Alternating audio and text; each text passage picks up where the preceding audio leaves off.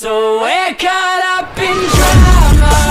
Everybody's talking, everybody's talking. We're caught up in problem. Everybody's talking, everybody's talking.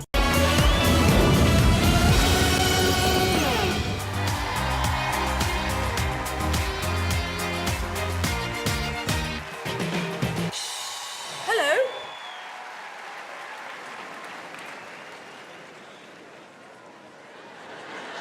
Who are you? Are you evil? Do you work for this Dark Lord? Good luck. Not evil,